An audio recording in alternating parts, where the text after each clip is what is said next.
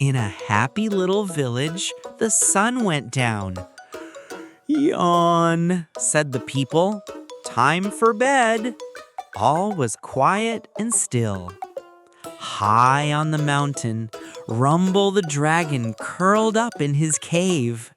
He closed his big, sparkly eyes and gave a great big dragon sigh. Zzz. But then came a noise, a deep, deep rumble-grumble sound. It was Rumble the dragon. Snore, snore, snore. Down in the village, the houses began to shake. Wibble wobble. The windows in Lily and Tom's house went rattle, rattle. We can't sleep, said Lily. Let's go and see, whispered Tom.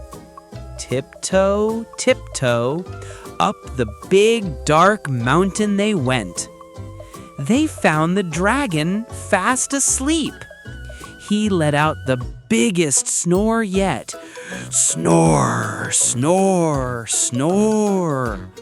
A little puff of smoke came out of his nose. Poof. Lily gently patted his big scaly tail. Excuse me, Mr. Dragon.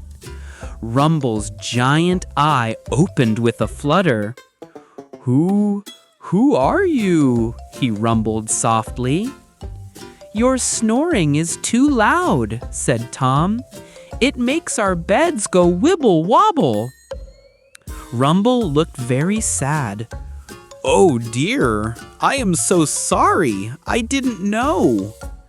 We have an idea, said Lily. She and Tom showed him a giant fluffy pillow they had brought, made from the softest sheep's wool. Try this, they said.